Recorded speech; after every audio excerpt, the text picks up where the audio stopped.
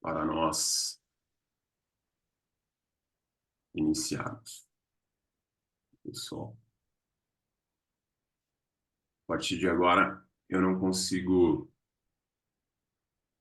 ver vocês, mas a gente pode, no final da aula, conversar mais e trocar impressões, ah, enfim, ideias do que vocês aprenderam, tá bom?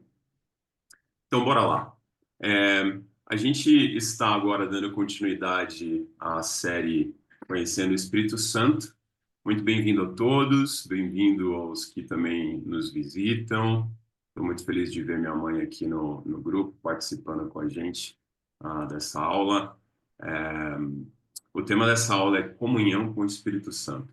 No encontro passado, nós falamos de se a nossa vida era cheia do Espírito Santo. E a gente foi percebendo que uma vida plena do Espírito Santo está muito embasada ah, na, na, no modo como nós imitamos o estilo de vida do próprio Cristo, que foi o homem do Espírito. Ele foi o homem que passou por esse mundo e mais mostrou com poder em tudo que fez a presença do Espírito Santo. Então, ah, quando a gente busca essa resposta, eu vivo uma vida cheia do Espírito Santo, eu tenho que me perguntar como é que eu tenho vivido a minha vida de acordo com a vida do próprio Cristo. Então, a gente falou muito sobre isso e hoje a gente vai estudar um aspecto que é a comunhão com o Espírito Santo. E esse é um tema muito especial, muito querido, e vocês vão perceber ao longo aqui da aula, acredito que os motivos por que disso. Mas só para lembrar, deixa eu só voltar um pouquinho aqui. O cronograma é esse, tá? Então a gente tem, se organizem para as próximas aulas, a gente vai ter uma presencial no mês de março, será somente uma aula por conta aí de eventos também que vão acontecer, mas só para vocês manterem em mente se organizarem, tá? Isso já foi passado para vocês, eu imagino, nos grupos de WhatsApp. Se vocês não tiverem, pode entrar em contato com o seu líder de bate-papo, o líder de igreja em casa. Bem, então hoje a gente vai estudar esse tema sobre comunhão com o Espírito, ah, e aqui é importante a gente começar a pensar que muitas vezes quando as pessoas falam como o Espírito age e move em suas vidas, elas podem cair num erro que é chamado de subjetivismo.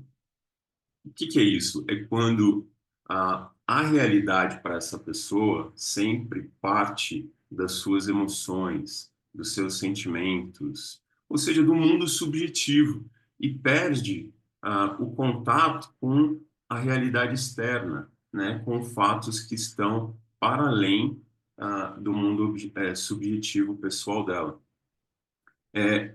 Isso é perigoso se for levado ao extremo, né?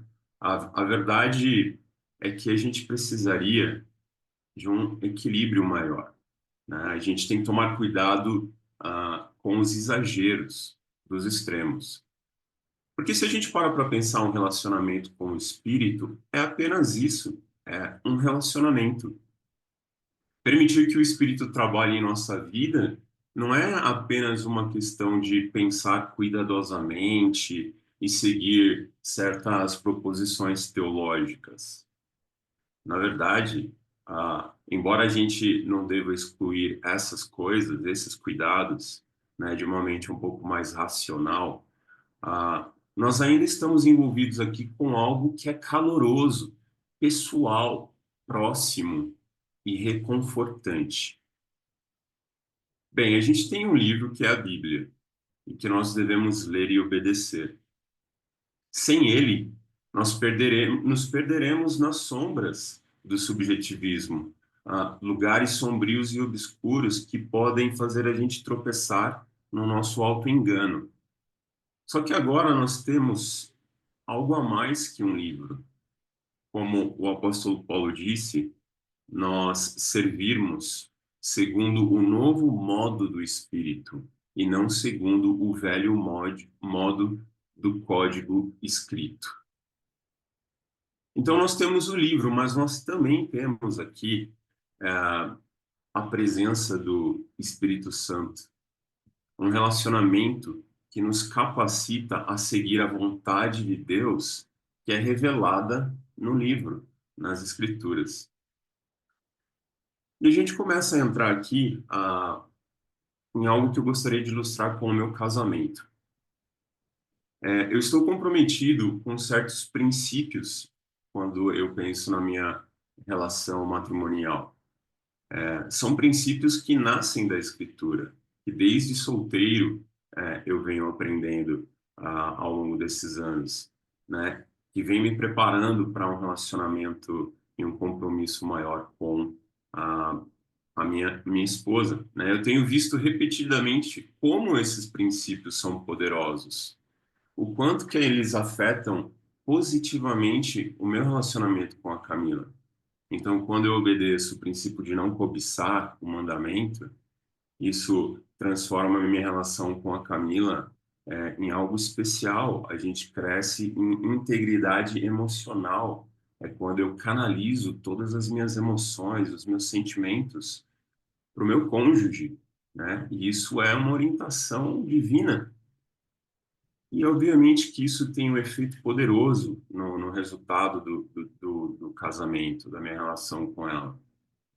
Ah, se você parar para pensar, eu tenho que raciocinar essas coisas, né? Eu preciso dar um pouco aqui de pensamento mais lógico. Só que porque ser irracional e lógico são fontes de muita frustração nos casamentos. No entanto, ainda há algo no meu casamento que vai além desses princípios e de um pensamento claro. E a melhor palavra que eu teria para descrever isso é intimidade. Eu e a Camila temos uma vida compartilhada há mais de 16 anos, né? São 5 anos de namoro, foram 5 anos de namoro, e agora a gente tem completado esse ano 11 anos de casamento, né? Há uma profunda consciência que eu tenho de que a Camila ela sempre vai estar comigo e eu sempre estarei com ela. Há uma confiança, né, de que ela está por mim, ela estará comigo em qualquer situação e vice-versa. Ontem nós estávamos tirando baldes de água da chuva que entrou pela janela da cozinha, depois pela janela do quarto. Então é isso, existe uma intimidade, uma confiança, uma profunda consciência da presença um do outro, na vida um do outro. E ao examinarmos as escrituras, nós vemos que muitas delas descrevem o nosso relacionamento com o Espírito em termos muito parecidos com esses. E isso não é surpreendente, porque conhecer o Espírito é conhecer a Deus. Conhecer o Espírito é conhecer a Cristo. Em nosso relacionamento com Deus e Cristo, nós vemos a descrição de termos muitos familiares e pessoais que a gente vai analisar em instantes. Sim, Deus é rei, mas para nós ele também é pai. Claro, não há dúvidas que Jesus Cristo é o Senhor, mas ele também quer que o conheçamos como nosso amigo íntimo. Então é importante lembrar que nós estamos descrevendo aqui uma mudança de dentro para fora, que é o único tipo que Deus está realmente interessado. Mas a maioria de nós sabe que nada ajuda as pessoas a mudarem de dentro para fora como um relacionamento de coração para coração. Por exemplo, pega um adolescente que seja mal-humorado, rebelde, carrancudo, insensível. Eu tenho alguns adolescentes assim na escola onde eu trabalho. Do 9º ano, 8º ano, você fala, o que que aconteceu com essa criancinha que era tão sorridente e hoje, né, tá passando por essa fase? Agora, se você pega esse adolescente e coloca ele numa estrutura rígida, né? Talvez ele mude alguma coisa do seu comportamento, mas nada o ajudará a mudar de maneira efetiva, de dentro para fora, como um relacionamento com alguém que possa se tornar o seu melhor amigo e o seu herói. Alguém que finalmente atinja o coração desse jovem. A gente sabe disso. A gente sabe porque muitos de nós somos testemunhas vivas de que hoje a gente está aqui, a gente busca Deus, a gente ama a Deus, porque pessoas, por meio do Espírito Santo, alcançaram o nosso coração e nos mostraram o verdadeiro amor. Não é verdade? Então, a principal maneira, portanto, de o Espírito nos mudar é por meio desse relacionamento conosco. Como todos os relacionamentos, há um elemento nele que desafia a descrição. É difícil isso para aqueles que têm uma mente mais lógica, mais racional, tipo Sérgio Ricardo, né? Talvez João. Eu também me sinto assim. Talvez seria algo que somente os poetas e compositores, né, que têm aquela sensibilidade, fariam justiça para explicar essa intimidade. No entanto, a gente está lidando aqui com, ah, podemos chamar um mistério. É um mistério profundo. Embora nosso relacionamento com o Espírito certamente não seja algo vago e indefinido, que possa simplesmente fazer com que seja o que nós quisermos fazer, não é assim. Esse relacionamento é algo que nos constrange, nos impressiona, né? Ou deveria. Não podemos analisar e entender totalmente como o Espírito está em nós, como ele nos dá poder, como ele remodela o nosso caráter. Tampouco podemos prever como ele se moverá e para onde ele nos levará em seguida. Não é verdade? A gente é difícil assim a descrever precisamente como essas coisas acontecem. Então, sem dúvida, nosso relacionamento com o Espírito ah, é algo misterioso, sim, mas não é só isso. Ele nos revelou muitas coisas que nossas mentes podem compreender muito bem, mas no final de contas, ainda a gente tem um elemento de mistério e a gente não precisa remover isso. No meio de sua discussão sobre relacionamento entre marido e mulher, ah, que ele compara a Cristo e a Igreja, olha o que Paulo conclui. Por essa razão, o homem deixará seu pai e sua mãe e se unirá à sua mulher, e os dois se tornarão uma só carne. Esse é um mistério profundo, mas estou falando de Cristo e da Igreja. Os relacionamentos mais íntimos são um mistério profundo. Eles têm uma profundidade que está para além de qualquer descrição, de qualquer poder que a linguagem humana teria para captar realmente o que acontece. Eles têm um impacto sobre nós que está para além da lógica e da racionalidade. E a gente está falando aqui que o relacionamento mais íntimo de todos é aquele entre Deus e o seu povo. Olha só, isso é especial. Paulo ele fala do relacionamento entre o homem e uma mulher e é de fato algo muito profundo, mas ele usa isso apenas como uma metáfora, como uma ilustração para falar de algo muito mais profundo, que é o relacionamento íntimo entre Jesus Cristo e a igreja, entre Cristo e nós. Isso é muito especial. Esse relacionamento mais íntimo que a gente pode ver entre o discípulo e o seu Senhor, entre o espírito e o cristão. É disso que Paulo está falando. Então, quando você ama profundamente uma pessoa e está profundamente comprometido com ela, e quando essa pessoa te ama profundamente e está profundamente comprometida com você, e detalhe, quando essa pessoa tem o poder que deu origem ao mundo, coisas boas vão acontecer. Faz sentido? Algumas dessas coisas podem ser dificilmente reconhecíveis, mas outras serão, olha o que Paulo diz, imensuravelmente mais do que tudo quanto pedimos ou imaginamos.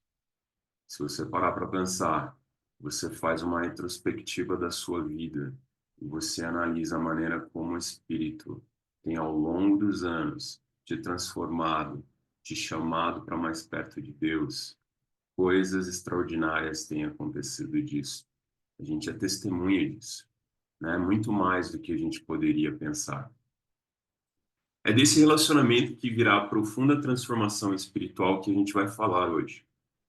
Sem esse relacionamento, nós estaremos modificando apenas o comportamento, mas não será uma coisa de dentro para fora.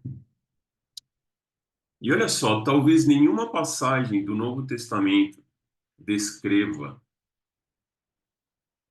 com tanta profundidade essa relação íntima entre Deus e a gente do que essa em Romanos 8. Eu gostaria de passar uns minutinhos aqui com vocês lendo esse capítulo. Esse capítulo é fundamental, né? Porque ele vai falar sobre a vida no Espírito. O que é realmente a comunhão no Espírito, central do nosso tema de hoje. Então, Paulo diz: porque vocês não receberam um espírito que os torne novamente escravos do medo, mas receberam um espírito de filiação. E por ele clamamos: Abba, Pai. O próprio Espírito testifica com o nosso espírito que somos filhos de Deus. Ora, se somos filhos, então somos herdeiros, herdeiros de Deus e co-herdeiros com Cristo, se de fato participamos de seus sofrimentos, para que também possamos participar da sua glória. Essa é uma passagem que literalmente transborda com uma linguagem do relacionamento íntimo que existe entre Deus e seus filhos, seu povo. Primeiro, a gente percebe que você, o cristão, recebeu o espírito de filiação. Então, o espírito que entra em você o adota na família de Deus. Você não é mais escravo, você não é mais um servo contratado, você é um filho, uma filha. E depois ele vai acabar falando de herdeiros com Jesus Cristo, de todas as coisas. Imaginem a grandeza disso.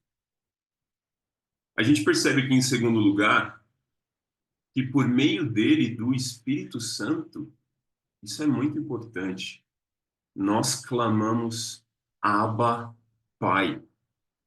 A pronúncia aqui é Abba, né? A gente fala Abba, mas o correto mesmo seria Abba, a ênfase na segunda sílaba.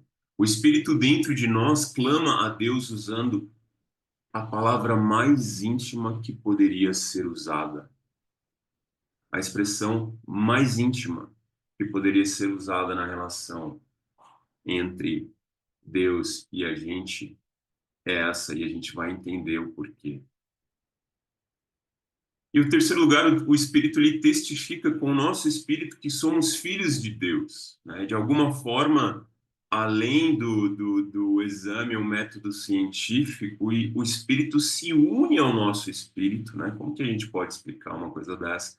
E produz em nós a convicção de que nós somos filhos de Deus, de que nós herdaremos o reino de Deus com Cristo, com o próprio Cristo, plenamente quando ele retornar. Então, quem de nós pode entender ou compreender completamente tudo isso? Para pensar, mas o que podemos entender certamente é que Deus está comprometido a estar conosco. Isso dá para entender dessa passagem, certamente. E que Ele está disponível para estar conosco. Que Ele quer estar conosco. Que Ele tem feito de tudo para que essa relação se concretize. E quem de nós não se sente revigorado, encorajado, inspirado e compelido por esse conhecimento, por essa revelação? Não é verdade? Agora vamos pensar um pouquinho na expressão Abba. Você sabe que você sabe quem usou essa expressão, não é? Para se dirigir a Deus. Foi o próprio Jesus. É importante que nós saibamos a quem nós nos dirigimos quando nós oramos. E é aqui onde a gente vai aprender coisas profundas com essa expressão que o próprio Cristo utilizou para invocar o nome de Deus. Claro, Deus, ele carrega vários nomes. Ele carrega nomes que são títulos.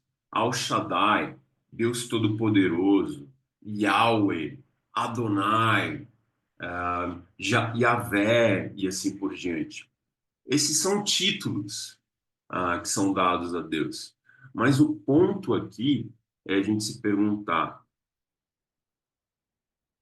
o que está por trás desses nomes? Ou melhor, quem está por trás desses nomes?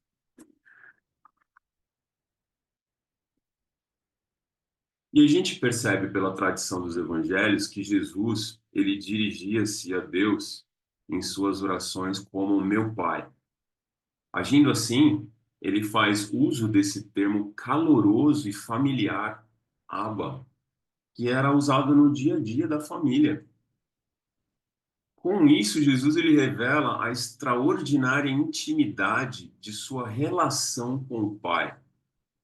Sabe por quê? Porque nem mesmo o mais remoto paralelo a isso foi visto em toda a literatura judaica.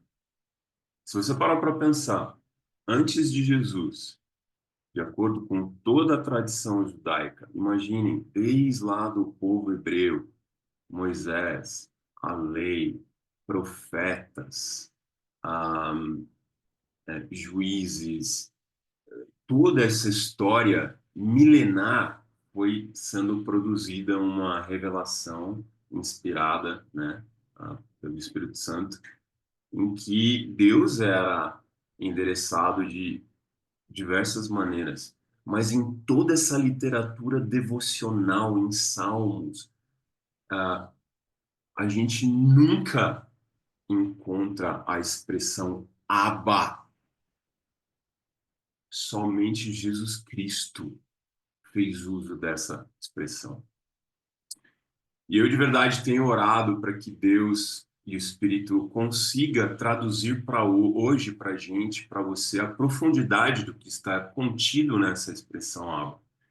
E como isso pode afetar radicalmente o seu relacionamento com Ele. Sem o conhecimento, sem o discernimento que só o Santo Espírito pode dar dessa invocação, dessa expressão que Jesus usou, nós nunca desfrutaremos uma intimidade verdadeira com Deus. Nós nunca conheceremos verdadeiramente o poder da oração, da comunicação com o nosso Abba.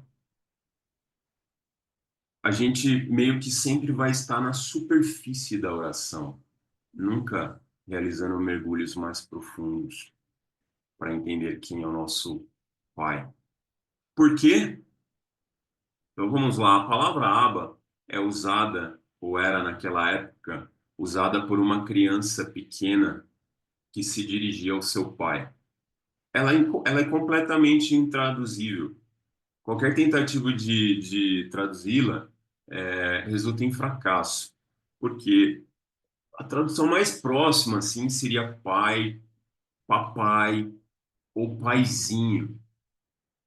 Então, essa tradução de relação afetiva da criança com o pai, da intimidade infantil com Deus, é isso que essa expressão traz. Mas, na verdade, Abba vem antes disso. Abba é, é meio que a expressão da criança que está aprendendo a falar. É o balbuciar da criança. Abba é como se fosse pá. É um papá.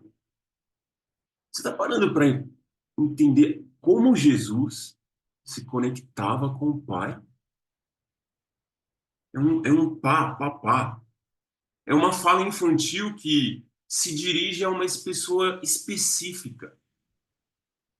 Não é uma expressão que passa pelo discernimento racional, codificado, não é uma linguagem mediada por conceitos, né? Quando a gente fala pai como o progenitor biológico, ou pai, o cuidador, pai, aquele que educa, o educador. Claro, pai é tudo isso, mas se a gente começa a falar de pai nesses termos, a gente começa a usar conceitos que são mais complexos, né? Tipo, progenitor, você tem que entender um pouco de sistema do homem, da mulher, de procriação. São conceitos que não são acessíveis a uma criança, né? Uma criança não pensa isso. Então, tem muito conteúdos nesses conceitos. O dicionário, se você pega e procura a palavra pai, vai aparecer lá, né? Várias definições de pai. Ah, porém, não existe aba. Você encontra aba, talvez, no dicionário teológico. É isso, é. Não tem tradução. Agora, a criança, ela não sabe disso, certo? Ela não tem essa linguagem desenvolvida e codificada. Mas ela conhece aquele colo paterno. Ela conhece aquela pessoa. Eu jogo futebol todos os sábados. Tem um time aqui em Pirituba e tem um jogador que é o Edmar. Ele sempre leva o filhinho dele. O filhinho dele deve ter uns 3 anos mais ou menos de idade. E esse filhinho se chama Ravi. É interessante. Quando o pai deixa o Ravi ali no banco de reserva e sai para o campo, o Ravi já fica desesperado. E daí o olhinho com lágrimas dele começa a percorrer o pai por todo o campo. Para onde o pai vai, corre. Ele tá, se está na esquerda, está ali. Se pega a bola na direita, o olhinho do Ravi acompanha o pai. Ele chora, às vezes, com os braços estendidos, querendo a presença do pai. E o sorriso que ele abre quando, de repente, o Edmar aparece para beber um copinho com água e ele fala, pai, e aquele sorriso cintilante aparece no rosto da criança, né? Só que o Ravi ele não raciocina essas coisas, mas ele sabe. Ou seja, antecede o raciocínio, a linguagem, o conceito, a descrição. Mas ele sabe que é naquele colo que ele encontra segurança. Entre aqueles braços que ele encontra conforto, que ele tem um senso de pertencimento, que ele encontra amor e carinho, que ele percebe que ele está de volta em casa. É onde ele se sente absolutamente seguro, é onde ele existe, é onde ele é como uma criança. Você está captando mais ou menos onde eu estou querendo chegar com vocês? Então, o Ravi, ele não sabe que aquele colo atende pelo nome de Edmar Ribeiro dos Santos, certo? Ele não sabe que aquela pessoa é brasileira e que aquela pessoa é corintiana, que aquela pessoa trabalha com vendas. A criança não sabe disso. Ou seja, Abba é antes dos títulos. É uma expressão suprarracional. É anterior à linguagem, de um saber que não é mediado por nenhuma experiência social, cultural, étnica, religiosa. Ele é um ser humaninho que não sabe de nada da história do Brasil. Ele não sabe onde ele se encontra, mas ele conhece bem quem é o seu Abba. Agora, se você não se fizer como Ravi, como essa criança, se eu não me fizer como Ravi, nós não vamos participar do reino de Deus. Lembra do ensino de Cristo? Que a gente tem que se fazer como crianças para adentrar o reino de Deus? E muitas vezes nós achamos que chegar no reino de Deus vem antes de chegar no Abba. Nós decodificamos esse Deus dentro de uma tradição religiosa que é cristã, evangélica, reformada, por meio da Bíblia. A gente começa a, a codificar as coisas. Falamos com Deus confinando nas nossas ideias a respeito dele, quando o Abba é anterior às ideias que temos a respeito dele. Olha só Salmo 131, como a gente vê essa ideia, isso aparecendo. Ah,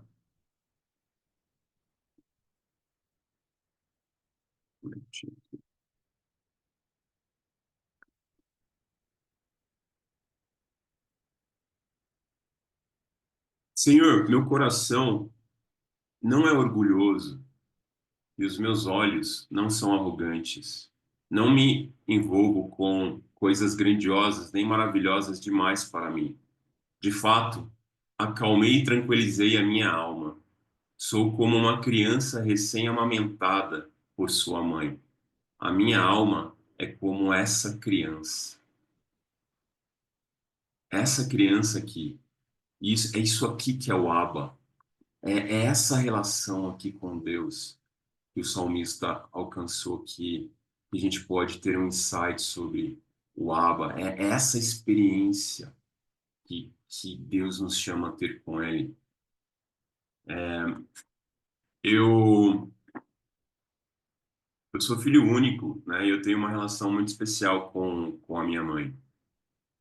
E depois que eu casei, toda semana, uma vez por semana, eu almoço com ela. E a gente tem momentos que a gente conversa sobre várias coisas, põe o papo em dia. E, e eu percebo, assim, na minha mãe a gente faz uma coisa especial que eu tenho uma esposa incrível que entende essa história. E a minha mãe e eu gostamos, a gente faz uma viagenzinha todo período de férias ali em janeiro.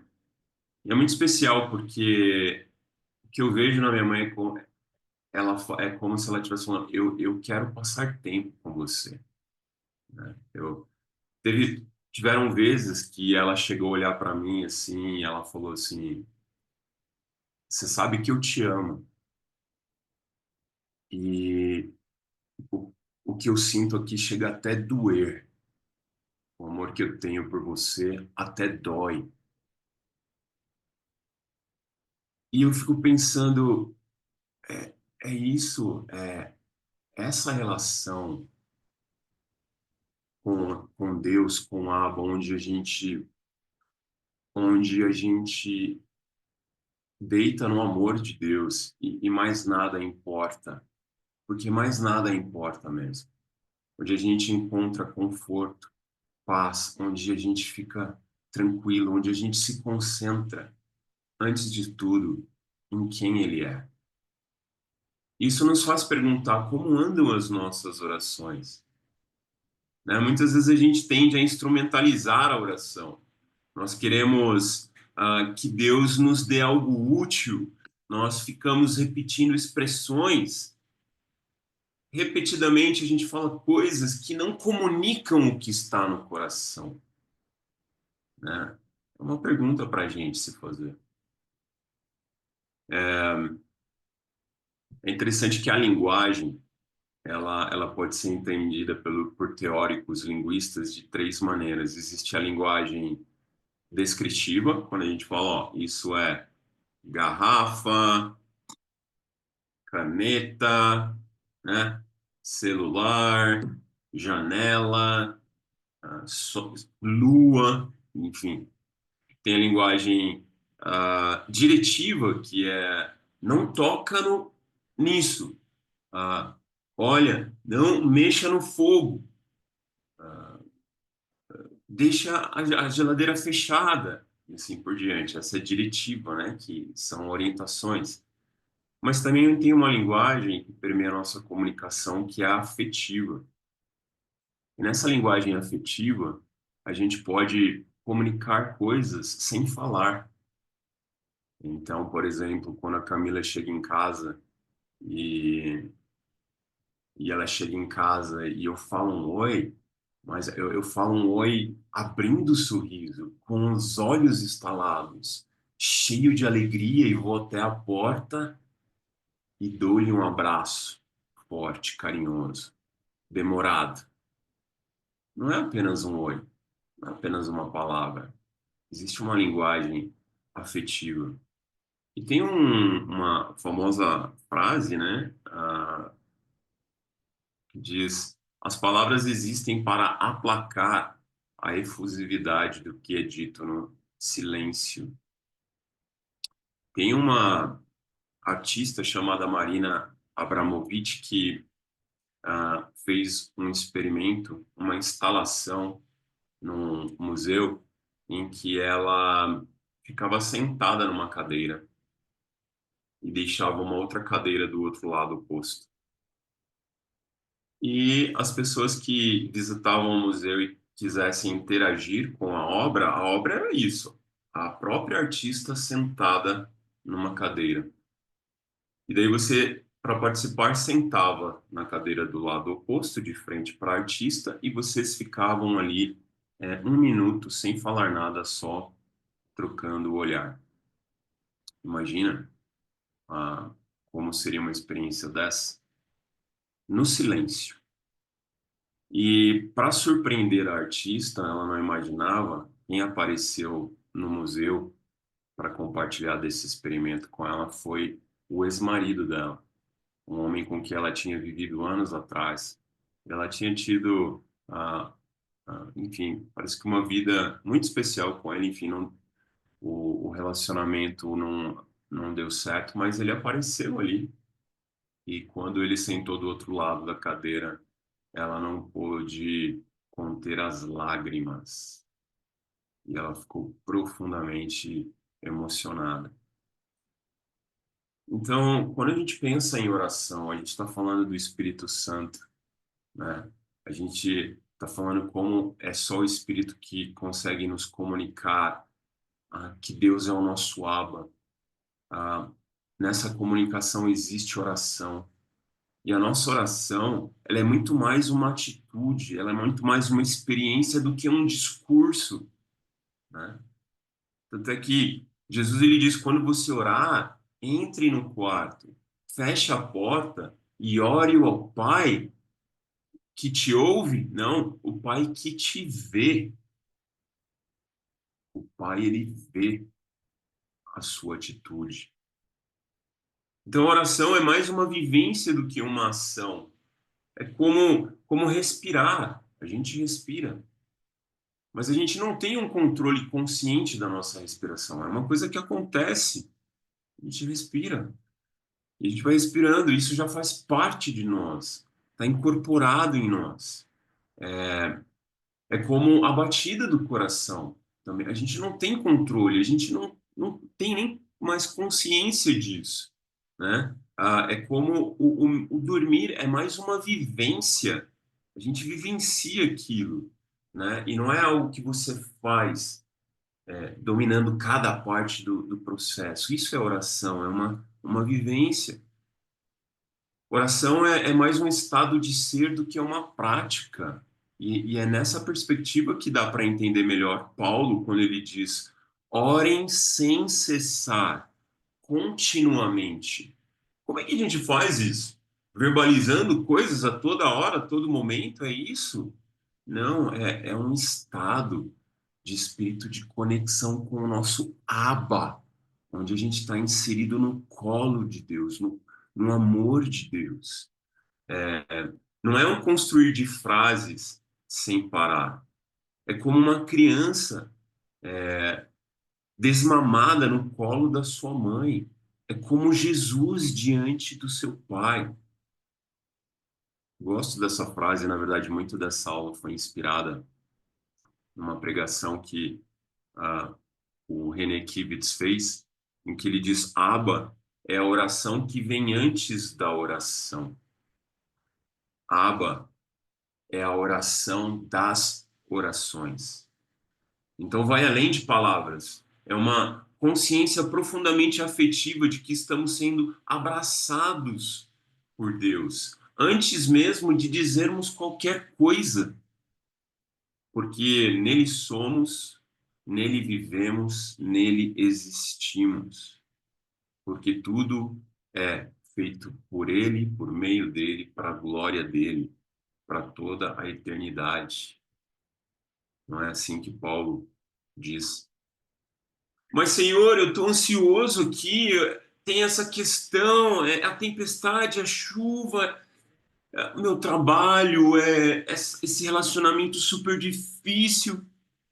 Enquanto que o nosso Alba diz: dá um passinho para trás, volta um pouquinho, começa a tomar consciência de si, da minha presença diante de ti. Sinta eu te envolver, sinta eu te acolher, sinta eu te amar. Sinta eu dizer para você que o meu amor dói, que eu te amo tanto que o meu amor dói por você. Eu quero que você esteja em mim.